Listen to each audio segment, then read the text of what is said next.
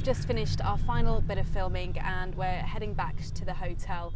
Now, throughout this week, I've had quite a lot of people tweeting and getting in touch online asking how are our team keeping ourselves safe? Well, it's a really long process actually, and it started many weeks ago back in London with a very long risk assessment.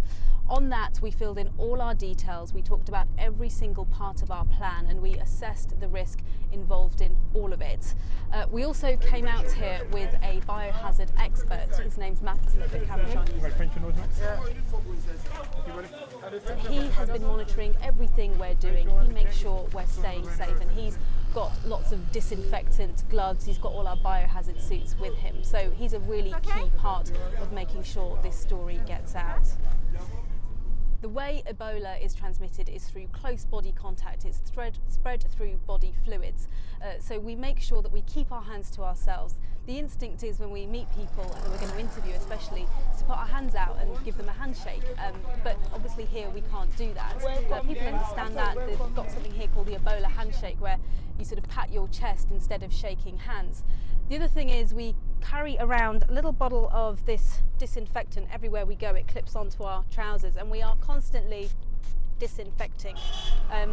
When we're getting out of the car, when we go out and about, we disinfect before we go out and about, we disinfect when we get back into the car, including spraying our shoes before we get back in.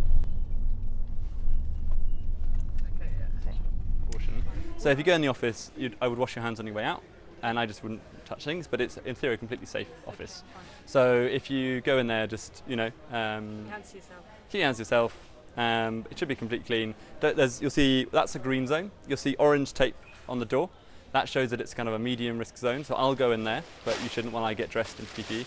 And then beyond that, the red zone, which I'll walk into. But you shouldn't, you know, you won't even be in the orange zone, so you shouldn't go anywhere near the red zone.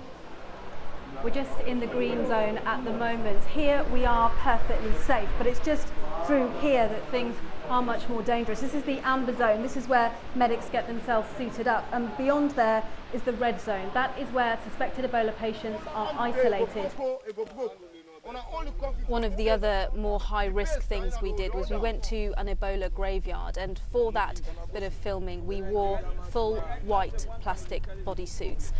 They were completely sealed. We had gloves on, we had goggles on, and that was to make sure that anything we picked up, even on our shoes we had plastic coverings, anything we picked up wouldn't come with us when we went home.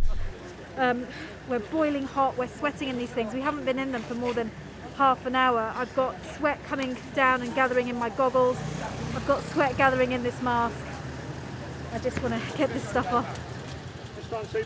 Mac was on hand to cut us out of those suits. He cut them from behind and pulled them off us in a very specific way. He also had to take our gloves off in a very specific way, taking them off, sort of turning them inside out and putting them all into a special biohazard yellow bag. We've done a great deal to mitigate the risks, but in the end we are reporting from the world's biggest ever outbreak of Ebola. I've been asked quite a few times by lots of people online and on Facebook and Twitter about why we put ourselves in this sort of risk. And having been out on the ground, we've spoken to people, we've spoken to the doctors and nurses dealing with this outbreak, we've spoken to the aid agencies and the normal Sierra Leoneans just out on the street having to live with this killer virus. And what is so important is that the world hears about their plight. And that is why we're here. We're here to tell their stories, and it's really important.